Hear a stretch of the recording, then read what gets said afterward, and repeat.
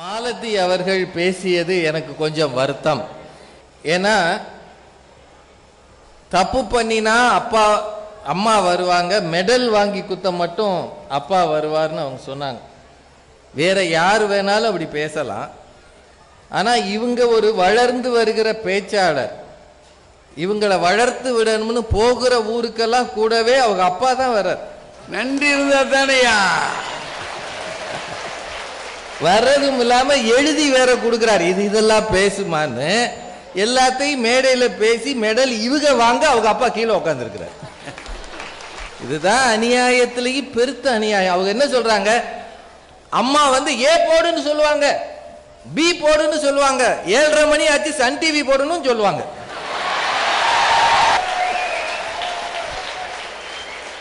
அப்படியே அந்த சீரியலை போட்டுறியாடா, அவன் ஆன்னு பார்த்து அப்புறம் படிக்கவே. அது அப்பா உள்ள வந்து என்ன சனியங்களா, எதனா வீடா தியேட்டரா, என்ன நேரம் டிவி பார்த்துக்கிட்டு இருக்க சொல்றது அப்பா. அது உங்களுக்கு வருத்தமா இருக்கு.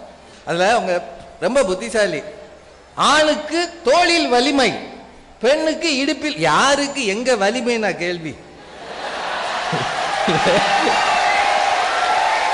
பட்டிமன்றத்தையே கொஞ்சம் பூச்சி வந்துச்சு, இல்லைன்னு சொல்லல. அதுக்காக இவ்வளவு தூரம் ட்ராக் மாதிரி போகக்கூடாது. இந்த பூச்சி வரும்போது ஆண்கள் அசையாம இருந்தாங்களே, ஏன் ஏகப்பட்ட பிடுங்களை ஏற்கனவே சமாளிச்சுட்டான் அவன். இதெல்லாம் ஒரு சாதாரண விஷயமாப்பா. யாருக்கு எங்க வலிமைன்றது இல்ல விஷயம். இங்கே இருந்தால் எந்த அளவு தெரியும், இங்க உட்கார்ந்தா என்ன உயரங்களை பார்க்கலாம்ன்றதா விஷயம். அதைத்தான் அவர் சொன்னார்னா உங்களுக்கு தோளில் வலிமை. நாங்க ஒவ்வொருத்தரும் தோல்ல என்ன மூட்டை சுமிதான் இருக்கோம். என்னவாக இருந்தாலும் இப்ப என் தோல்ல என்னத்தையா தூக்க முடியும். நானும் என் பையனை தூக்கி இங்க வைக்கிறேன் பாருங்க, அதுதான் சந்தோஷம். அதை சொன்னோம்னா என்னத்தை நிறைய சொன்னாங்க. ஒரு மன்னன் வந்து பிறந்த உடனேயே அவங்க அம்மா இறந்து போனாங்களா, கண்ணு செங்கண்ணா இருந்ததா, அவன் நிறைய பெரிய ஆளாயிட்டான்னு சொன்னாங்க. நல்லா அவங்களே ஒப்புதல் வாக்குமூலம் கொடுத்துருக்காங்க. நாங்க என்ன சொல்றோம், ஒரு பிள்ளைய உட்காந்து கூட இருந்து படிக்க வச்சு பெரிய ஆளாக்குறது அப்பாவா அம்மாவா. இவங்க என்ன சொல்லியிருக்காங்க, ஒரு அம்மா பிரசவத்திலே இறந்து போச்சு.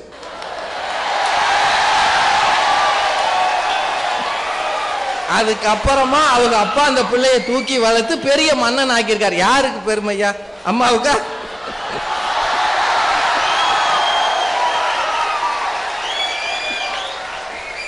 அவர் நம்ம தம்பி அவர் தினேஷா, ரேங்க் கார்டு வாங்கினா அப்பா அடிப்பார். அம்மா மட்டும் பெரியம்மா கூப்பிட்டு, நீ கம்மியாவா வாங்கியிருக்க, எவ்வளவுடா வாங்கியிருக்க. இவ உடனே எங்க வாத்தியா இங்க போடவே மாட்டேங்கிறாங்க. சொல்லி தொலை, எவ்வளவு வாங்கியிருக்க? 44. பரவாயில்ல, உங்க அப்பா 34 தான் வாங்கியிருக்காரு. இதை சொல்லி கொடுத்து அவரையும் கெடுத்து இவனையும் கெடுக்க. ஏன் அவர் மார்க்கு, அவர் சொன்னார் இல்லையா, நான் ஒரு வயதிலே ஃபெயிலாக போனேன், இப்போதான் நல்ல மார்க் வாங்கியிருக்கேன். இப்படி எல்லாம் இருக்கப்படாது. அப்பாட்ட ரேங்க் கார்டு காட்டினா உடனே கண்டிப்பார், தப்பு இல்லை. அவர் கண்டிக்காம யாரு கண்டிக்கிறது? யார் கண்டிக்கிறது? கண்டிக்கிற உரிமை தகப்பனுக்கு உண்டியா? அவன் தாயா தோளில் தூக்கி சுமக்கிறவன். அவன் கண்டிக்காம யார் கண்டிக்கிறது? கண்டிச்சா நீங்க நல்லதுக்கு தான் கண்டிப்பார். நீ போய் தெருவிலே நில்லுன்னு சொல்லி அப்பா கண்டிச்சிருக்காரா? ராத்திரி எல்லாம் தூங்காம டிவி பாருன்னு கண்டிச்சிருக்காரா? இல்லையா. ஏன்டா என் நேரம் அந்த டிவியை பார்த்துக்கிட்டு இருக்க, கொஞ்ச நேரம் படி, அப்படித்தானே கண்டிக்கிறாரு. அது தகப்பனுக்கு உரிமை இல்லையா? தினேஷ், அதுல அவங்க அம்மா பெரியம்மா அப்பா என்ன சொல்லுவார், தண்டச்சோறுன்னு திட்டுவாரு. அம்மா ஆணி கழிஞ்சு ஆடி போயிட்டா என் பிள்ளை எங்கேயோ போயிடுவானா. நிஜமா மனசாட்சியோட சொல்லுங்க, களவாணியா தெரிவான்னு அர்த்தம். அதுல பாத்தீங்களா, அவங்க அப்பா துபாயில இருந்து பணம் அனுப்புவாரு, இவன் எடுத்துட்டு ஊர் சுத்திட்டு இருப்பான். சரணியா அவன் பிள்ளைய நம்பிக்கிட்டு இருக்கும். இப்படித்தான் ஒரு பிள்ளைய கெடுக்கிறாங்க பெற்று தாயின்றத அவங்க சொல்லி இருக்கிறாங்க. இதுக்கு அந்த அணி தலைவி வேற. ஆனா ஒண்ணு சொன்னாங்க பாருங்க, அப்பா என்பது கௌரவ வேடமா. அந்த வேடத்திலேயாவது எங்களுக்கு கௌரவம் இருக்க. ஆனா மனசாட்சியோட சொல்லுங்க, வீட்டுக்குள்ளே கௌரவமே பார்க்காத வேடம் ஒன்று உண்டென்றால் அது அப்பா மட்டும்தான். இல்ல கௌரவம் பார்த்தா நாங்க வீட்டுக்குள்ள வர முடியாது, நிஜமா வர முடியாது. நான் சில நேரம் இப்ப இன்னைக்கு இருக்கிற பிள்ளைகள் எப்படி ஆயிட்டான் தெரியுமா? ஒண்ணு சொல்றேங்க, இன்னைக்கு இருக்கிற பிள்ளைகளுக்கு ஏற்ப தங்களை அதிகம் மாற்றிக்கொள்வது அப்பா தான். நான் சின்ன பிள்ளையா இருக்கும்போது எங்க அப்பா முன்னாடி நின்னதே இல்லை, பயப்படி ஓடுவேன். அவர் உட்கார்ந்து இருந்தாருன்னா நான் பக்கத்துல போய் உட்கார்ந்ததே இல்லை. அவர் ஒரு ரூமுக்குள்ள வந்துட்டாருன்னா நான் உட்கார்ந்து இருந்தா எந்திரிச்சு ஓடி போயிடுவேன், ஏன்னா பயம். அப்படியெல்லாம் ஒரு ஒழுங்கு இருந்தது. இன்னைக்கு நான் உள்ள வர்றேன், என் பையன் ஒத்த சேர் போட்டு உட்கார்ந்துருக்கான், கால் மேல கால் போட்டு இங்கிலாந்து லார்ட்ஸ் கிரிக்கெட் மேட்ச் இப்படி பார்த்துட்டு இருக்கான். அப்படி பார்த்து இப்படி என்னைய ஒரு பார்வை பார்க்கறான். நான் உள்ள வர்றேன்னு அவங்க அம்மா சொல்றாங்க, அப்பா வர்றாரான்னு. அவர் வாட்டுக்கு வரட்டும், நீ ஏன் டென்ஷன் ஆகுற? என்னடா அப்படின்னா என்ன? நான் உடனே உள்ள வந்தேன், என்னடா ஆச்சு? என்ன விளங்காதுப்பா அப்படின்றான். எதுடா விளங்காதுன்னா, மேட்சே விளங்காது, இவங்கள விளங்குறதுக்கா போயிருக்காங்க. நான் உடனே பக்கத்துல நான் நின்னுகிட்டே தான் இருக்கேன், அவன் உட்கார்ந்தே இருக்கான். நான் வருத்தப்படலையே, இந்த தலைமுறை எவ்வளவாக மாறி இருக்கு. படக்குன்னு தோல்ல கைப்பட்டு, என்னப்பா எப்படி இருக்கீங்க, போலாமா, வெளியில போமா கேட்கிற அளவு அவன் மாறிய பிறகு தகப்பன் என்பவன் தன் உயரங்களை விட்டு இறங்கி வந்து பிள்ளைகளோடு சமமாகிறான் பாருங்க. அப்படிப்பட்ட தந்தையால் தான் அவர் ரொம்ப நல்ல ஒரு விஷயம் சொன்னாரு. பொம்பளை பிள்ளைங்களோட கல்விக்கு தயவு செய்து நீங்க நினைக்கணும், வணங்கணும்னா ஒரு உயிர் உண்டென்றால் அது உங்க அப்பா மட்டும்தான். நிச்சயமா சொல்றேன்.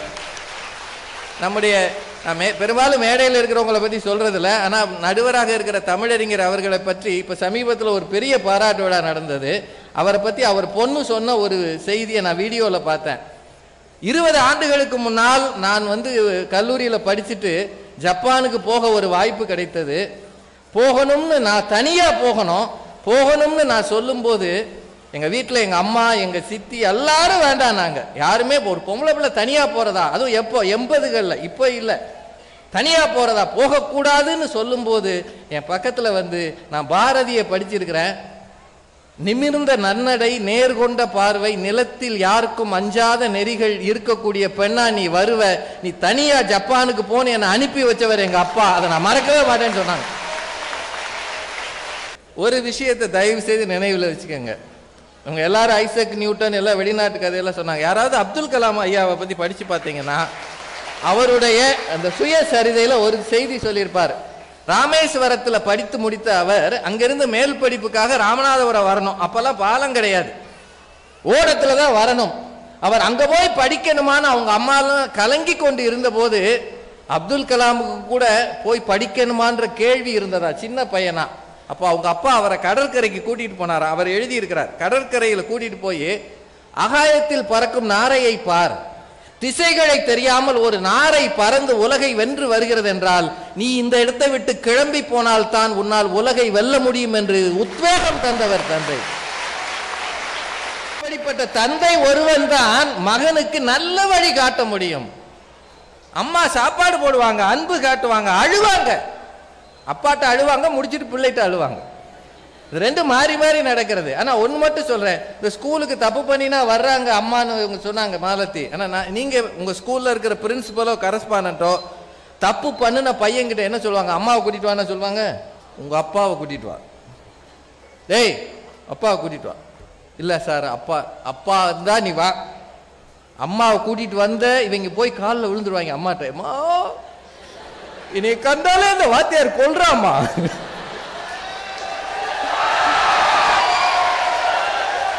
அம்மா அதை அப்படியே நம்பி என் பிள்ளைய கண்டா எவனுக்குமே பிடிக்க மாட்டேங்குது, நான் வச்சுக்கிறேன், அவனை ஒரு குத்துறேன், இப்படியெல்லாம் சொல்லி கூட்டிட்டு வந்து தப்பா சொல்லி. ஆனா அப்பா முதல் கேள்வி கேட்பார், நீ என்னடா பண்ண, நீ என்னடா பண்ண, வாத்தியாருக்கு உன்னை பிடிக்கல, இல்ல நீ என்ன பண்ண, நீ சொல்லு, இல்ல உன் ஃப்ரெண்டை கூப்பிடுங்க, வாடா டே நீ வாடா, நீ என்னடா பண்ண, நான் கேட்பேன், இல்ல அங்கனையே மிதிப்பேன். இது முரட்டுத்தனமா தாயா தெரியும். ஆனா அந்த முரட்டுத்தனத்துல இவன் நல்லா வரணுமேன்னு அந்த தகப்பனுக்கு இருக்கிற ஒரு வலி இருக்கு பாருங்க, அதுதான். ஒன்னே ஒன்னு சொல்லி நிறைவு செய்கிறேன். அம்மா பண்ணின சத்தியத்தால, அம்மா கிட்ட பண்ணின சத்தியத்தால தான் மகாத்மா காந்தி உலகத்திலாம் போய் ஜெயிச்சு பத்திரமா வந்தாருன்னு அவங்க சொன்னாங்க. காந்தியின் சுயசரிதை படிச்சு பாருங்க. நிறைய தவறுகள் செய்து விட்டு தன் தந்தை உடம்பு சரியில்லாம ஏறக்குறைய மரண படுக்கையில இருக்கும்போது காந்தி பக்கத்துல போய் நின்னாராம். மகாத்மா காந்தியின் தந்தையும் ரொம்ப கண்டிப்பானவர். தான் செய்த தவறுகளை எல்லாம் ஒரு வெள்ளை தாளில் கடிதமாக எழுதி அவங்க அப்பாட்ட போய் கொடுத்தாராம்.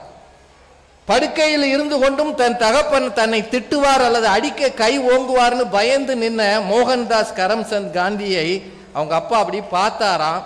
பார்த்ததுமே அவர் தகப்பனின் கண்ணில் இருந்து கண்ணீர் வழிந்ததாம். காந்தி எழுதுகிறார், என் தகப்பனின் கண்களில் இருந்து வழிந்த கண்ணீர் நான் செய்த பாவ கரையை அழித்தது. அதற்கு பிறகு நான் தவறே செய்யவில்லை. அம்மாவின் அழுகை பிள்ளையை மாற்றும். நீங்களே, அம்மாவுக்கு அழுகை என்பது இயல்பு. ஆனால் அப்பா அழுதான் என்றால் அது அந்த பிள்ளையை நிச்சயமாக சரியான வழிக்கு திருப்பும் அப்படின்றதுக்கு காந்தி ஒரு உதாரணம். ஒன்னை மட்டும் சொல்லி நிறைவு செய்கிறேன். இந்த வருஷம் இல்லை, இப்ப முடிஞ்சது இல்லை, அதுக்கு முந்தின ஆண்டு 10ஆம் வகுப்புல ஸ்டேட் ஃபர்ஸ்ட் வாங்கின ஒரு பொண்ணு, இஸ்லாமிய பொண்ணு, ஜாஸ்மின்னு நினைக்கிறேன். இந்த ஜாஸ்மின்ற பொண்ணுக்கு எல்லாரும் போய் பேட்டி கண்டாங்க. ஸ்டேட் ஃபர்ஸ்ட் ஸ்டேட் போர்டுல 10th ஸ்டாண்டர்ட்ல எல்லாரும் பேட்டி கண்டாங்க. சன் டிவி எல்லாரும் போனாங்க.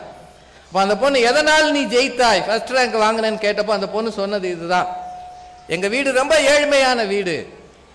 எங்க அப்பா தலை சுமையாக துணிகளை தூக்கி கொண்டு வீடு வீடாக போய் விற்று வருகிறவர்.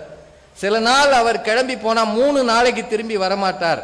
இரவு அவரால் ஹோட்டல்ல தங்க முடியாது. பிளாட்பாரத்தில் அந்த துணிகளை தலைக்கு வச்சு படுப்பார். சாப்பாடு சரியா கிடைக்காது. அவர் படுகிற கஷ்டத்தை நான் பார்த்தேன். எங்கள் குடும்பத்திற்காக இவ்வளவு கஷ்டம் என் தந்தை படுகிறார் என்றால் நான் ஒருவேளை நல்லா படிச்சு மதிப்பெண் வாங்கினால் என் கல்வி இலவசமாகும், என் தந்தையின் பாரம் குறையும் என்று நினைத்ததால் நான் நன்றாக படித்தேன் ஒரு பொண்ணு சொல்லியிருக்கு. அதைத்தான் இந்த பொண்ணு சொல்லுச்சு. அந்த 2 பொண்ணுகளுக்கு தெரியாம போச்சு. நீங்க இத்தனை பேர் இருக்கிறீங்க, அப்பாவை நினையுங்கள். தந்தை தான் கொஞ்சம் கூட படித்தவர், கொஞ்சம் உலக அனுபவம் உள்ளவர். தாய் வீட்டுக்குள்ளேயே வலம் வருபவள். அவள் பார்க்கிற பார்வையை விட தகப்பன் பார்க்கிற பார்வைதான் எதிர்கால சிந்தனை. அதுதான் உங்களை உருவாக்கும் என்று சொல்லி வாய்ப்புக்கு நன்றி கூறி நிறைவு செய்கிறேன். நன்றி.